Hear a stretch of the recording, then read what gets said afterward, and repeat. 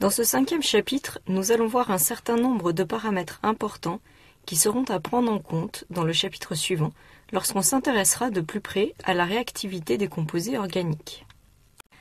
En particulier, dans ce chapitre, nous introduirons les notions de contrôle cinétique et thermodynamique. Nous reviendrons rapidement sur les effets électroniques intramoléculaires que vous avez vus en détail dans le cours de chimie générale. Nous verrons ou reverrons les propriétés des solvants et j'introduirai ensuite les notions d'électrophilie et de nucléophilie avant de vous donner un aperçu général des différentes réactions organiques.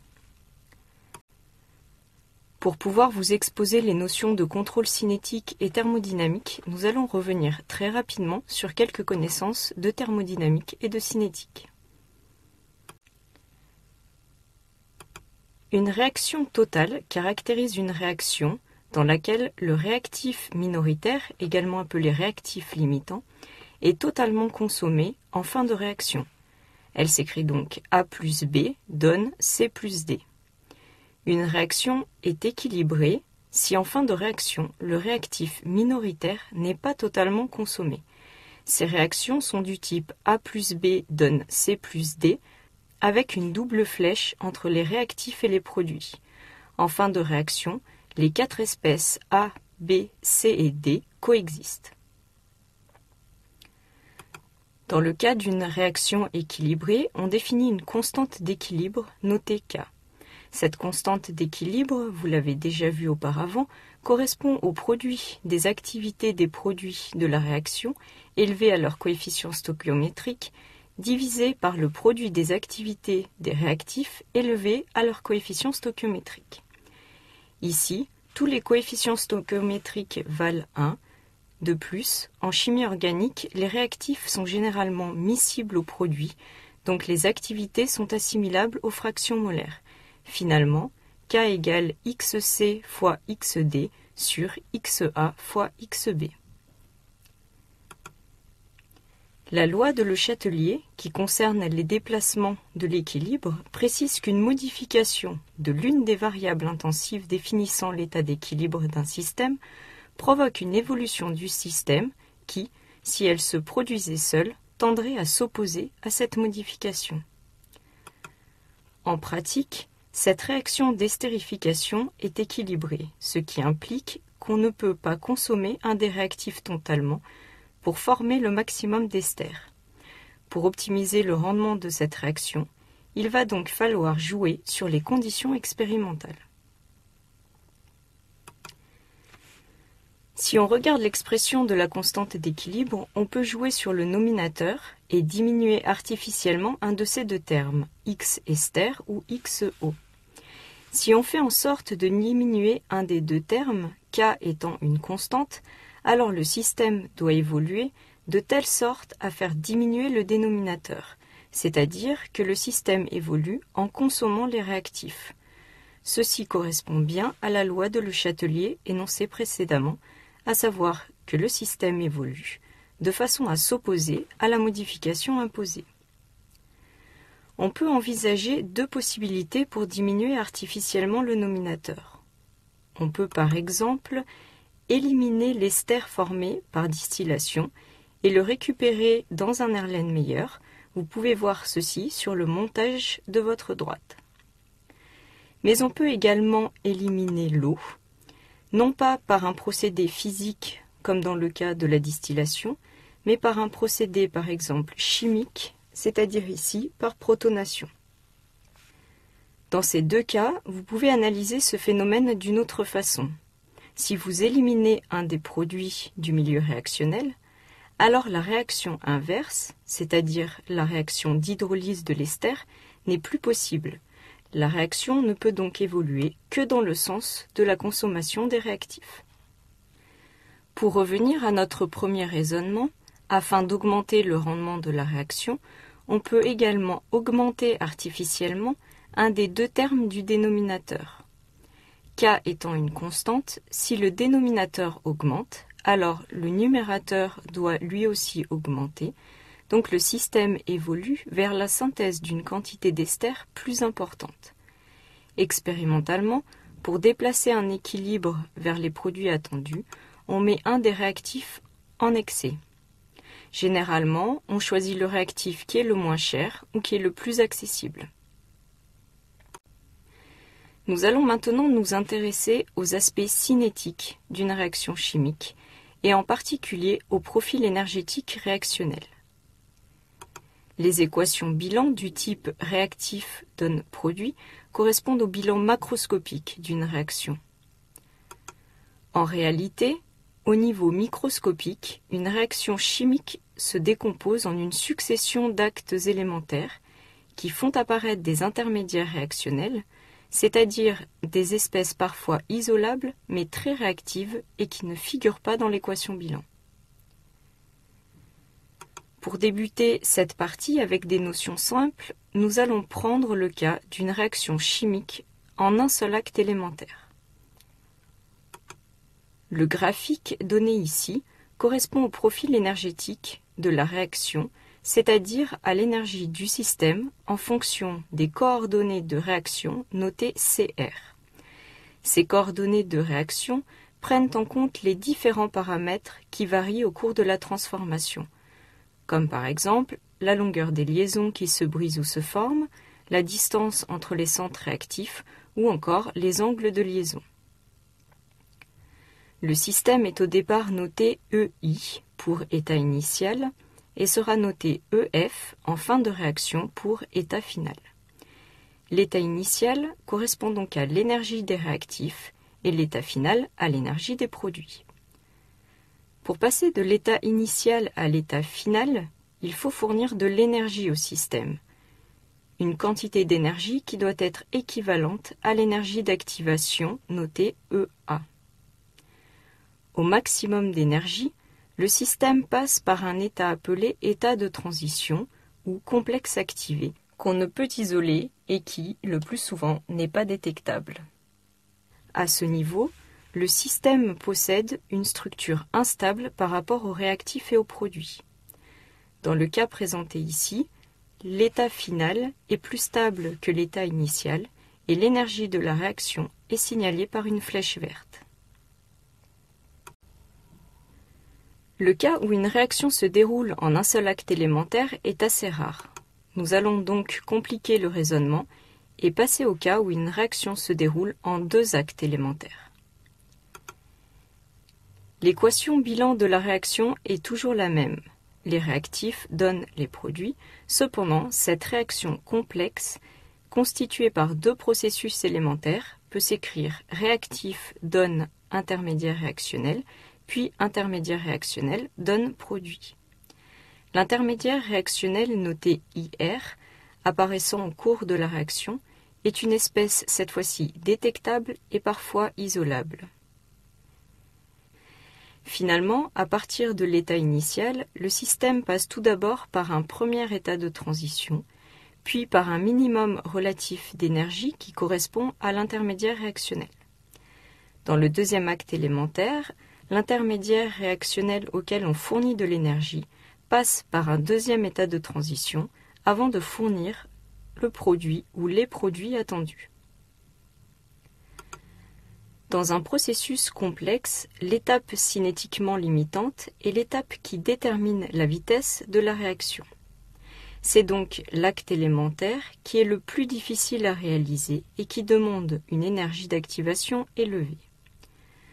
Pour accélérer une réaction, on peut jouer sur les conditions expérimentales de telle sorte que l'étape lente soit accélérée. On peut par exemple utiliser un catalyseur. Lors de l'ajout d'un catalyseur, on passe du profil énergétique bleu à un profil énergétique représenté en vert. L'énergie d'activation du premier acte élémentaire est largement diminuée, comparée la flèche orange à la flèche rouge, et l'espèce formée au niveau du minimum relatif d'énergie correspond ici à un intermédiaire réactionnel formé entre le catalyseur et le réactif. Notez bien qu'un catalyseur ne change pas le bilan d'une réaction, il accélère seulement la réaction. Il intervient donc au niveau de la cinétique de la réaction et non au niveau de l'équation bilan.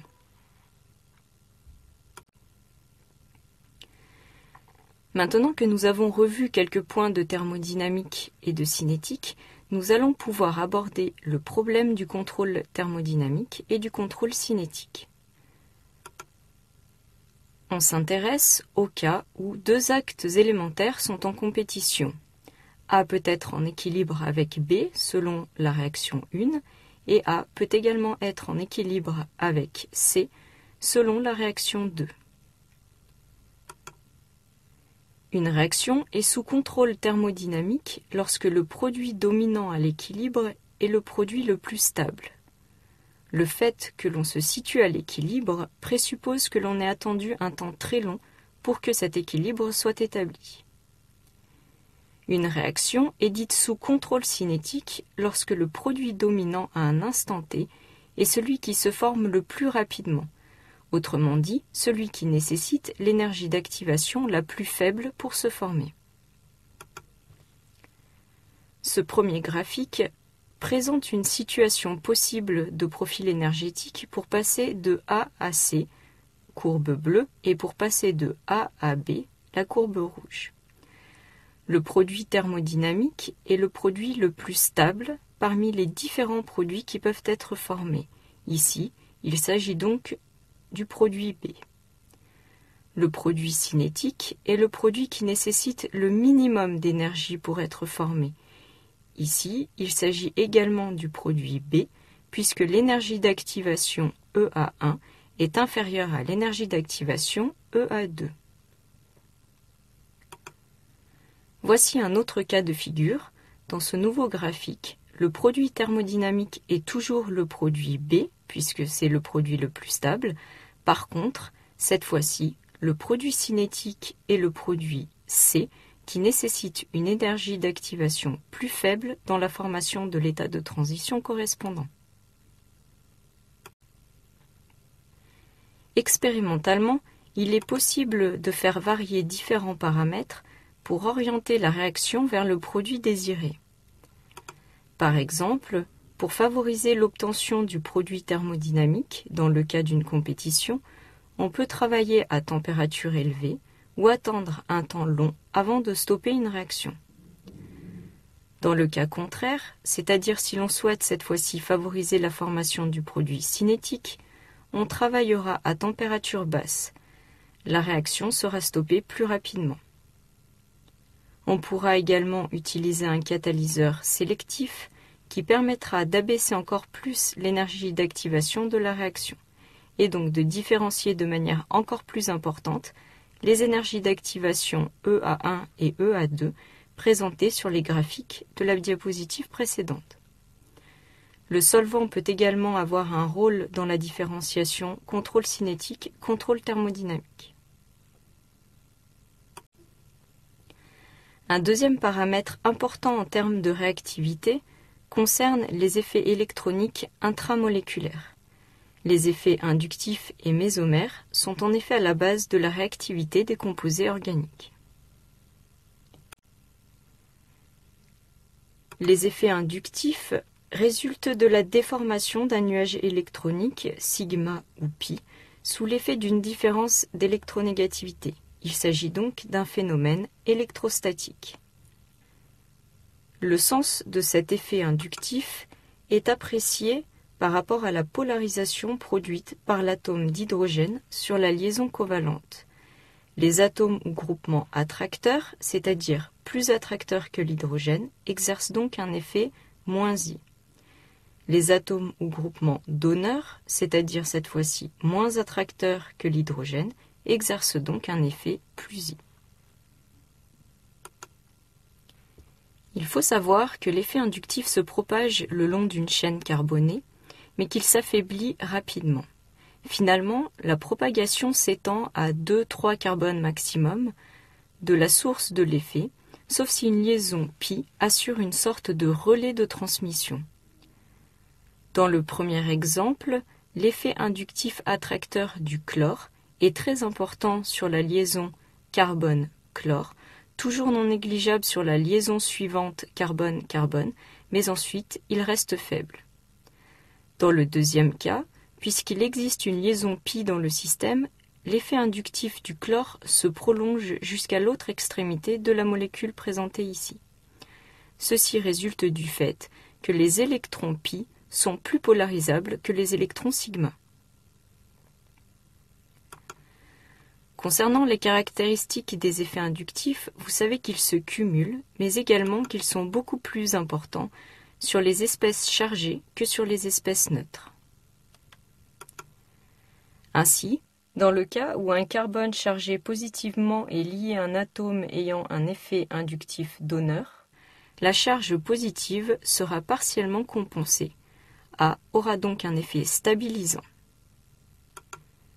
Si cette fois-ci, le carbone chargé positivement est lié à un élément ayant un effet inductif attracteur, alors la charge positive sera déstabilisée. Un dernier exemple, si le carbone maintenant chargé négativement est lié à un élément présentant un effet inductif attracteur, alors la charge présente sur ce carbone sera stabilisée. Afin d'évaluer l'importance des effets inductifs au sein d'une molécule, nous allons voir quelques exemples. Dans ce premier exemple, on cherche à comparer la polarisation des liaisons carbone-carbone du 2-méthylpentane, du 1-fluoro-4-méthylpentane et du 1,1-difluoro-4-méthylpentane. Le 2-méthylpentane ne comporte que des liaisons carbone-carbone et carbone-hydrogène, qui ne sont donc pas polarisées. La structure détaillée de cette molécule met donc en évidence que les électrons des liaisons carbone-carbone ou carbone-hydrogène sont centrés par rapport aux deux éléments de même électronégativité. Considérons maintenant le 1-fluoro-4-méthylpentane. Le fluor est l'élément le plus électronégatif de la classification périodique. Il exerce donc un effet inductif attracteur. Les électrons de la liaison carbone-fluor sont déplacés vers le fluor. La liaison est donc polarisée et s'ensuit l'apparition de charges partielles négatives sur le fluor et positives sur le carbone. Pour compenser cette charge positive, le carbone va attirer vers lui les électrons de la liaison carbone-carbone. Cette liaison est donc elle aussi polarisée et une nouvelle charge partielle apparaît sur le deuxième carbone. L'effet inductif du fluor se propage encore sur la liaison carbone-carbone suivante avec apparition d'une charge partielle Δ3+ sur ce carbone. Cependant, cette charge Δ3 est plus faible que Δ2, qui est elle aussi plus faible que la charge partielle Δ1+. Considérons maintenant le 1,1-difluoro-4-méthylpentane. Les effets inductifs étant additifs, il apparaît sur le carbone portant les deux fluors une charge Δ'1 qui est supérieure à la charge Δ1. Les électrons de la liaison carbone-carbone sont donc encore plus attirés vers le carbone chargé Δ'1+, et une charge partielle Δ'2+ supérieure à la charge Δ2+ apparaît sur le carbone suivant. De même, la propagation des effets inductifs ont pour conséquence l'apparition d'une charge Δ'3+ sur le carbone suivant, charge supérieure à la charge Δ3+ de l'exemple précédent. Dans ce deuxième exemple, nous allons comparer la polarisation des liaisons OH de l'acide acétique ou acide éthanoïque et de l'acide chloroéthanoïque. La liaison oxygène-hydrogène de l'acide éthanoïque est polarisée du fait de la différence d'électronégativité entre les atomes d'oxygène et d'hydrogène. L'oxygène étant plus électronégatif, il porte une charge partielle Δ1- et l'hydrogène porte donc une charge Δ1+. D'autres liaisons sont polarisées dans cette molécule, mais étant donné l'objectif recherché, à savoir la comparaison de la polarisation des liaisons OH de l'acide acétique et de l'acide chloroéthanoïque, nous n'allons considérer que cette liaison et les différences existant entre les deux molécules, c'est-à-dire les effets du chlore sur la polarisation de la liaison OH. La liaison oxygène-hydrogène de l'acide chloroéthanoïque est elle aussi polarisée, due à la différence d'électronégativité entre les atomes d'oxygène et d'hydrogène.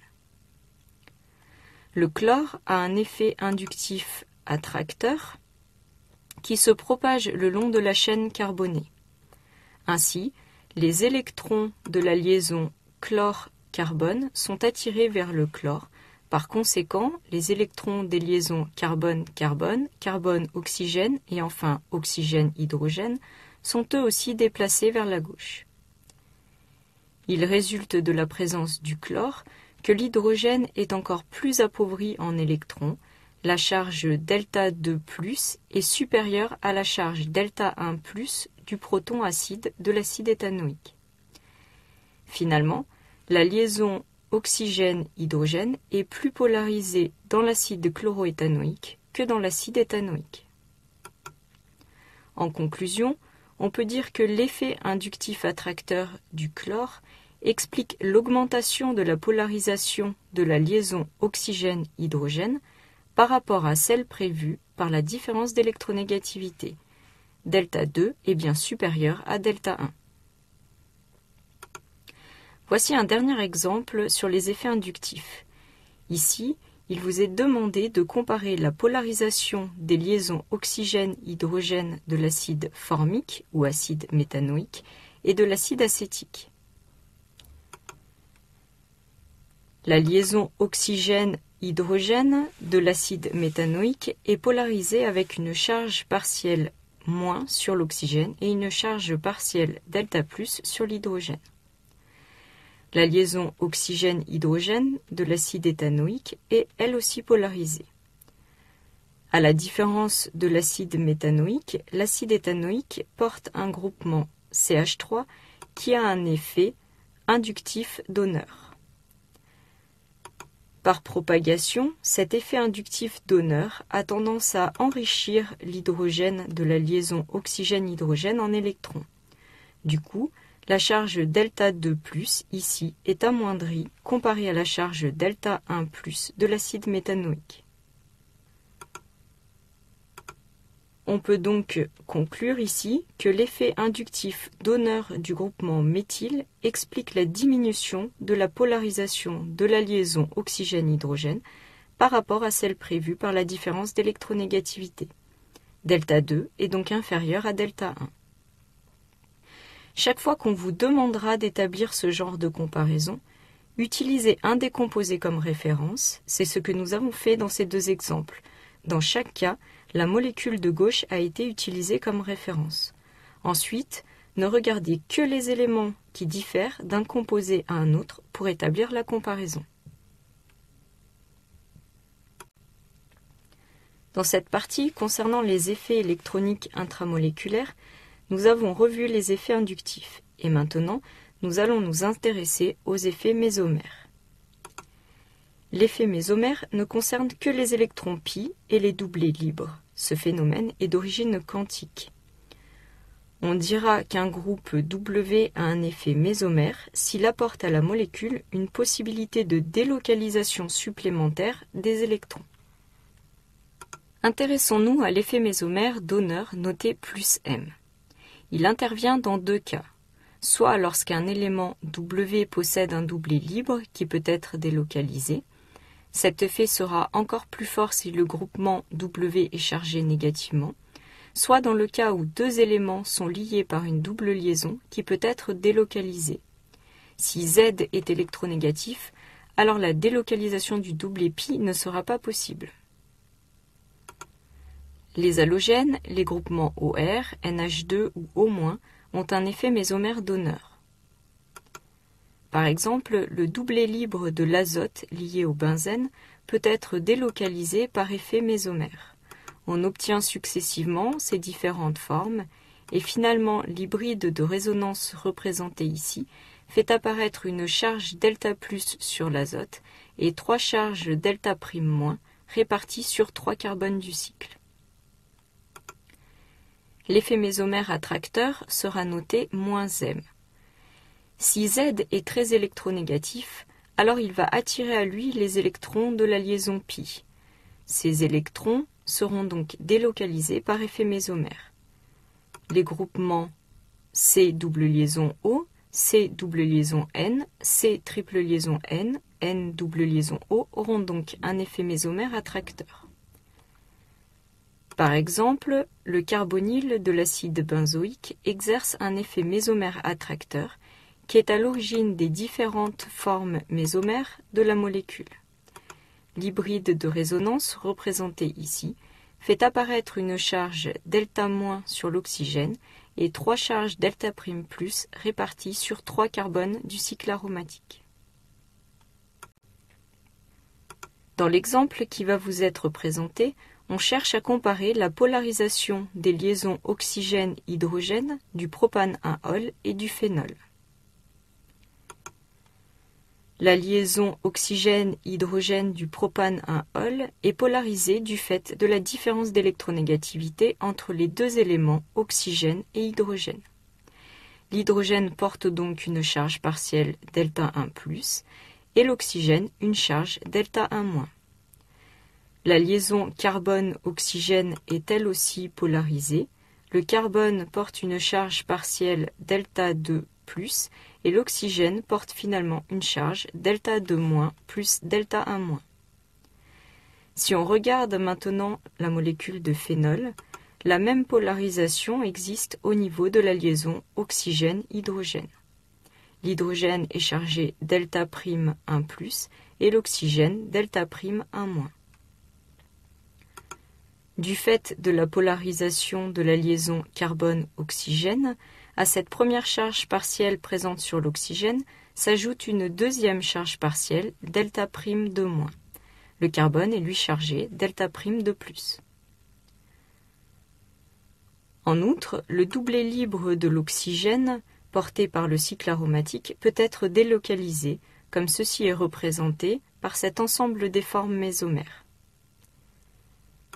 Les 3 formes sur fond bordeaux font apparaître une charge positive sur l'oxygène et une charge négative sur un carbone du cycle aromatique. Ce sont ces formules mésomères qui font apparaître une charge positive sur l'oxygène qui expliquent une augmentation de la polarisation de la liaison oxygène-hydrogène par rapport à celle prévue par la différence d'électronégativité. En effet, l'oxygène chargé positif est encore plus avide d'électrons et va d'autant plus attirer les électrons des liaisons voisines à lui. Finalement, delta'1 sera supérieur à delta'1. Nous avons vu de manière indépendante les effets inductifs et les effets mésomères. Cependant, lorsqu'on voudra comparer la réactivité ou la stabilité de deux composés, il faudra prendre en compte ces deux paramètres de façon simultanée. Dans certains cas, les effets inductifs et mésomères seront contraires. On peut citer par exemple l'azote, l'oxygène et les halogènes qui ont un effet inductif attracteur et mésomère donneur. Il faut savoir que les effets mésomères sont en fait bien plus importants que les effets inductifs. L'effet mésomère sera prépondérant pour ces éléments, qui seront donc plutôt donneurs. Voici un exemple qui met en évidence l'importance des effets électroniques intramoléculaires en termes de réactivité. Le chloroéthène possède une double liaison, zone de la molécule qui est riche en électrons. La liaison HBr est polarisée et l'hydrogène porte une charge delta+. Le doublet pi de la double liaison, riche en électrons, va donc pouvoir attaquer l'hydrogène déficient en électrons de la molécule HBr. Cet hydrogène, noté en rouge, va pouvoir se fixer sur le carbone 1 du chloroéthène. Il s'ensuit une apparition de charge positive sur le carbone 2. Le chlore ayant un effet inductif attracteur, il attire à lui les électrons des liaisons voisines et par conséquent, la charge positive est déstabilisée. L'hydrogène en rouge peut également se fixer sur le carbone 2 du chloroéthylène. Dans ce cas, c'est alors le carbone 1 qui porte une charge positive. Cette fois-ci, le chlore, par ses effets inductifs attracteurs, est encore plus déstabilisant pour cette charge positive, puisqu'il est encore plus proche de la charge. Cependant, le chlore a également un effet mésomère donneur. La molécule du bas existe donc sous deux formes mésomères, la deuxième forme étant celle où la charge positive est portée par le chlore. La charge positive est donc étalée et la molécule stabilisée. Cet intermédiaire réactionnel aboutit au produit majoritaire expérimentalement. Le produit majoritaire se forme donc à partir du carbocation, c'est-à-dire du carbone chargé positivement, le plus stable. Un facteur très important à prendre en compte pour évaluer la réactivité des composés organiques est le solvant. Afin de connaître l'influence qu'il peut avoir sur une réaction, nous allons étudier quelques-unes de ses propriétés. Un des premiers rôles du solvant sera de dissocier un soluté. Une solution étant un mélange homogène de deux ou plusieurs substances, on appelle solvant l'espèce qui est largement prédominante et soluté les composés minoritaires. Le solvant joue deux rôles principaux dans la dissolution d'un soluté. Lorsqu'on souhaite dissoudre une molécule polaire, le solvant va tout d'abord favoriser l'ionisation de cette molécule polaire, notée AB, pour donner une paire d'ions solvatés que l'on note A+, B- entre crochets avec le petit S en indice qui signifie que cette paire d'ions est solvatée. En effet, si le solvant S possède un moment dipolaire permanent μS, il va créer un champ électrique qui accentue la polarisation de la liaison AB jusqu'à sa rupture ionique. Finalement, le caractère ionisant d'un solvant augmente avec son moment dipolaire permanent μS. Dans un deuxième temps, le solvant va être à l'origine de la dissociation ou dispersion de cette paire d'ions. On aboutit alors à deux espèces de charges opposées solvatées, A+ d'une part et B- d'autre part. Puisque la force d'attraction électrostatique qui fait intervenir le facteur 1 sur 4pi epsilon 0 epsilon r dans son expression est inversement proportionnelle à la constante diélectrique epsilon r du solvant, alors plus cette force sera faible et plus il sera aisé de séparer la paire d'ions. Finalement, on en conclut que le caractère dissociant ou dispersant d'un solvant augmente avec sa constante diélectrique epsilon r. En pratique, si epsilon r est inférieur à 15, on parlera de solvant peu dissociant. Par contre, si epsilon r est supérieur à 40, le solvant sera dit très dissociant. Une petite remarque à ce niveau, les ions formés sont entourés par un certain nombre de molécules de solvant. C'est ce phénomène de solvatation qui explique la stabilité d'un système d'ions restant séparés malgré les forces d'attraction électronique. Le solvant joue un rôle au niveau de la dissociation d'un soluté, mais également au niveau de la solvatation. La solvatation est l'association entre le soluté, qui peut être ionique ou sous forme moléculaire, et les molécules de solvant. Il existe différentes forces de liaison qui assurent l'association soluté-solvant. Ce sont les forces intermoléculaires que vous avez vues en chimie générale. Je reviens tout de même très rapidement sur ces notions. On peut citer les interactions électrostatiques, qui sont des interactions de faible énergie, de 1 à 10 kJ par mol, et les liaisons hydrogènes qui sont un peu plus fortes, de 20 à 30 kJ par mol. Parmi les interactions électrostatiques, on peut citer les interactions de type dipôle-dipôle ou ion-dipôle.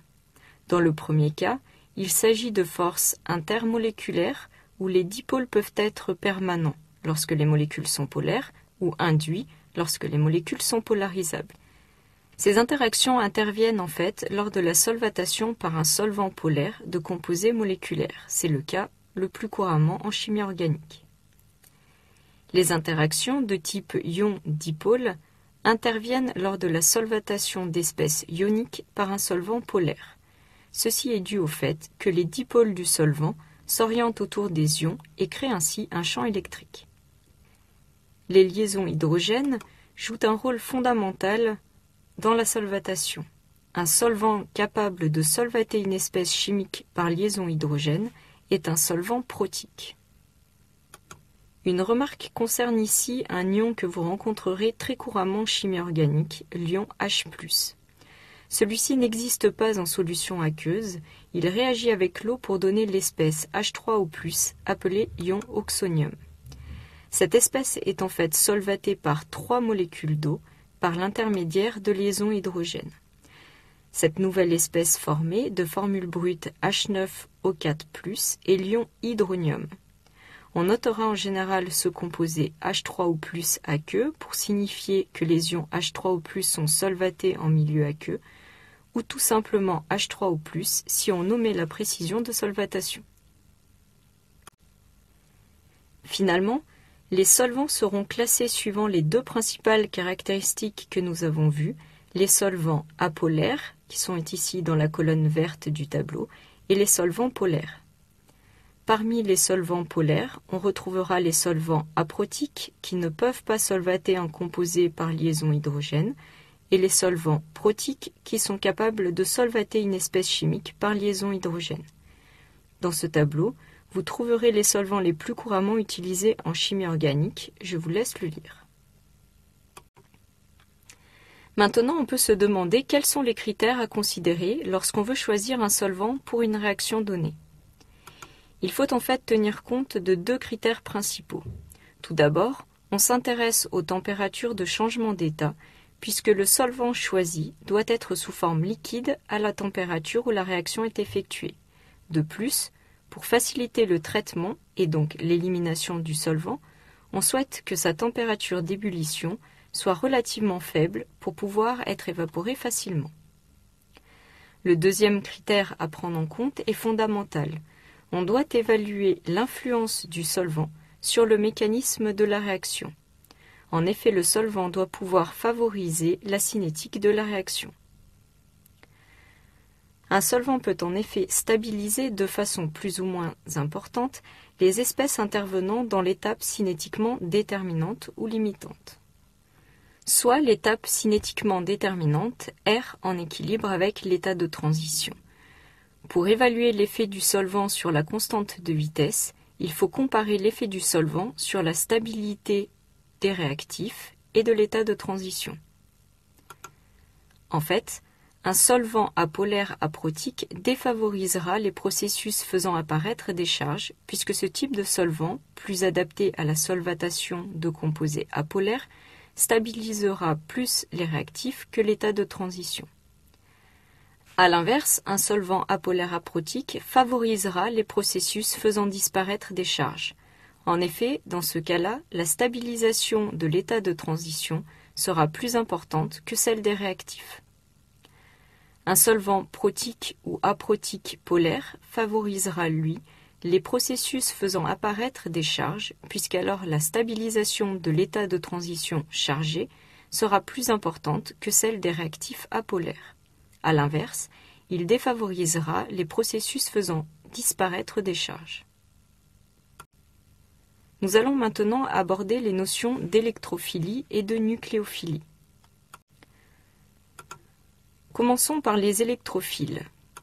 Un électrophile, qui signifie littéralement « qui aime les électrons », est un composé comportant un site déficient en électrons. Ces espèces seront donc susceptibles d'accepter une paire d'électrons. On peut citer parmi les électrophiles les ions positifs, tels que ceux représentés ici avec une case quantique vide, les composés neutres qui possèdent une orbitale vacante, ou encore des composés acides déficitaires en électrons, c'est-à-dire des composés dans lesquels la différence d'électronégativité entre 2 éléments fait apparaître une charge partielle positive sur un des éléments de la molécule. On passe maintenant au nucléophile. Un nucléophile est un composé comportant un site riche en électrons. En effet, cette espèce nucléophile aime les noyaux, c'est-à-dire les charges positives. Les nucléophiles seront donc susceptibles de réagir avec des sites déficients en électrons, c'est-à-dire avec des électrophiles. Voici quelques exemples de nucléophiles. les ions négatifs qui portent des doublés libres, les composés neutres avec au moins un doublet libre ou un doublet pi, c'est-à-dire riche en électrons, et enfin les composés acides riches en électrons grâce à une polarisation des liaisons faisant apparaître des charges partielles négatives, ici sur les atomes de carbone. Notez bien que les termes nucléophile et électrophile sont employés pour qualifier soit une molécule entière, soit un atome ou groupement spécifique au sein de la molécule. La nucléophilie d'un composé dépend en particulier de sa structure. Soit A+, un électrophile possédant une orbitale vacante, et B-, un nucléophile possédant un doublet libre. Le doublet libre va pouvoir attaquer l'orbitale vacante pour former la molécule polaire AB. Remarquez que la flèche rouge part de la partie riche en électrons pour aller vers la partie déficiente en électrons. Toutes les flèches mécanistiques seront écrites de cette façon-ci. L'équation bilan présentée ici correspond à la réaction d'un électrophile avec un nucléophile, mais correspond également à la réaction d'un acide de Lewis avec une base de Lewis. La comparaison du caractère basique de deux espèces s'appuie sur des données thermodynamiques. Ici, le classement de la nucléophilie s'appuie sur des données cinétiques, c'est-à-dire liées à la comparaison des constantes de vitesse. Au niveau des relations structure-nucléophilie, la nucléophilie augmente avec la charge, négative puisque les nucléophiles sont des composés riches en électrons. Ainsi, HO- est plus nucléophile que H2O. N'oubliez pas l'existence de doublets libres sur l'oxygène, même s'ils ne sont pas représentés ici. La nucléophilie augmente quand l'électronégativité de l'atome porteur du doublet diminue. Cette comparaison se fait très couramment au sein d'une même période du tableau périodique. NH3 est ainsi plus nucléophile que H2O. En effet, l'oxygène étant plus électronégatif que l'azote, il a tendance à mieux retenir ses doublets libres. La nucléophilie augmente avec la polarisabilité d'un élément. Cette comparaison est largement utilisée pour les éléments d'un même groupe. Ainsi, SH2 est plus nucléophile que H2O. En effet, le soufre étant plus gros que l'oxygène, et ces deux éléments possédant le même nombre d'électrons sur leur couche de valence, les électrons du soufre sont globalement plus loin du noyau, donc ressentent moins la charge positive du noyau, ils sont donc plus polarisables. De même, I- est plus nucléophile que Cl-. On peut également regarder l'influence de la chaîne carbonée sur la nucléophilie. Si on compare le méthanolate au tertiobutanolate, qui possède 3 groupements méthyl ayant des effets inductifs donneurs, le méthanolate est moins basique que le tertiobutanolate, qui est moins stable, donc plus basique. Par contre, le tertiobutanolate est moins nucléophile que le méthanolate, car il est plus encombré et donc moins mobile. Finalement, la nucléophilie diminue lorsque la chaîne carbonée s'allonge. Enfin, pour revenir sur l'influence du solvant, la nucléophilie est généralement atténuée par la solvatation. Imaginez un nucléophile de type anion, celui-ci va être solvaté par liaison hydrogène en présence d'un solvant protique. Il sera donc moins actif en tant que nucléophile. La nucléophilie d'un composé dépend en particulier de sa structure. Soit A+, un électrophile possédant une orbitale vacante, et B-, un nucléophile possédant.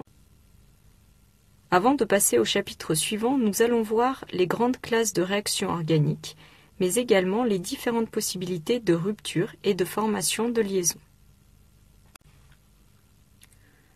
De nombreuses réactions impliquent une étape initiale de rupture de liaison pour former un premier intermédiaire réactionnel qui, je vous rappelle, est une espèce hautement réactive, parfois isolable et qui a une courte durée de vie. La rupture de la liaison carbone-atome, comme c'est le cas ici, peut avoir lieu de manière homolytique, c'est-à-dire que chaque atome impliqué dans la liaison récupère un électron de la liaison. Ainsi, la rupture de la liaison AC entraîne la formation de deux espèces radicalaires, A' et un carbone radicalaire C'. On parle alors de réaction radicalaire. Remarquez ici que les flèches rouges correspondent au déplacement d'un électron chacune. Dans le cas des réactions radicalaires, les flèches mécanistiques sont donc représentées sous forme de demi-flèches. La réaction encadrée aurait également pu être écrite de la façon suivante. Le composé AC subit une rupture homolytique pour former le carbone radicalaire. Si l'espèce A' ne nous intéresse pas pour la suite, elle peut être notée sur la flèche en la faisant précéder d'un signe moins pour signifier qu'on perd cette partie de la molécule. La rupture d'une liaison peut se faire de manière hétérolytique. Si A est l'élément le plus électronégatif de la liaison, il va récupérer le doublet de liaison. On forme alors les espèces ioniques A- et le carbocation C+. Si l'élément le plus électronégatif impliqué dans la liaison est le carbone, alors on formera les espèces A+, et le carbanion C-. Ces réactions faisant intervenir une rupture hétérolytique des liaisons sont des réactions ioniques, où les flèches mécanistiques sont cette fois-ci représentées de la manière suivante. Comme dans le cas des réactions radicalaires, les réactions peuvent également être écrites de la façon suivante, c'est-à-dire où les espèces A- ou A+, qui sont perdues au cours de la réaction, sont notées sur la flèche en les faisant précéder d'un signe moins. Cette écriture est utilisée lorsque par la suite nous nous intéresserons à la réactivité des espèces carbonées C+ ou C-. Les réactions chimiques peuvent être classées suivant leur équation bilan. Dans le cas où l'équation bilan de la réaction est du type A plus B donne C, on parle d'addition. En exemple, vous est présenté l'addition de l'iode sur un alcène pour donner le composé portant 2 iodes. Les réactions d'élimination sont du type A donne C plus B. Ici, vous avez l'exemple de la déshydratation d'un alcool. Si A plus B donne C plus D, on parle alors de substitution. Dans l'exemple de l'hydrolyse du chlorure de tertiobutyle, l'atome de chlore présent sur le substrat de départ a été substitué, c'est-à-dire remplacé par un groupement OH dans le produit final. Les réactions de réarrangement ou de transposition ont une équation bilan du type A donne B. Ici, vous est présenté l'équilibre cétoénolique de l'acétone avec l'énol correspondant. Les réactions de condensation A plus B donne C plus D ont une équation bilan identique aux réactions de substitution. Cependant, les mécanismes réactionnels mis en jeu sont très différents. Les réactions de condensation correspondent en fait à une combinaison de réactions de type addition suivie d'une élimination. À ce stade du cours, on dira que les réactions de substitution ont lieu sur un carbone hybridé sp3, alors que les réactions de condensation ont lieu sur un carbone hybridé sp2.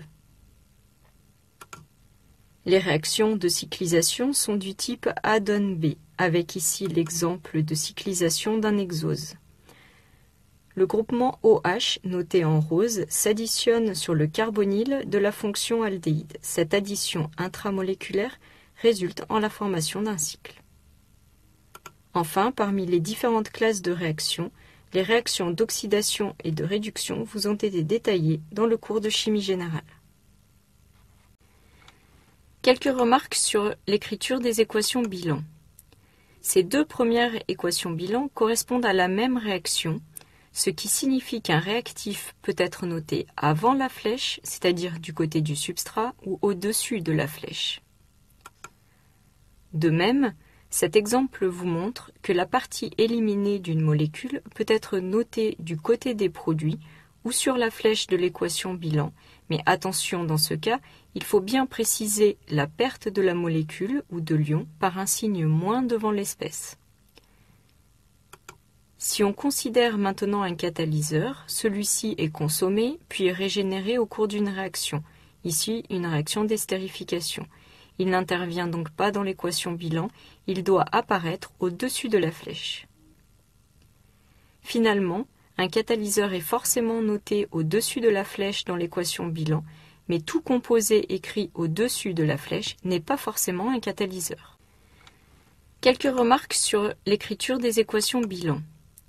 Ces deux premières équations bilan correspondent à la même réaction, ce qui signifie qu'un réactif peut être noté avant la flèche, c'est-à-dire du côté du substrat ou au-dessus de la flèche.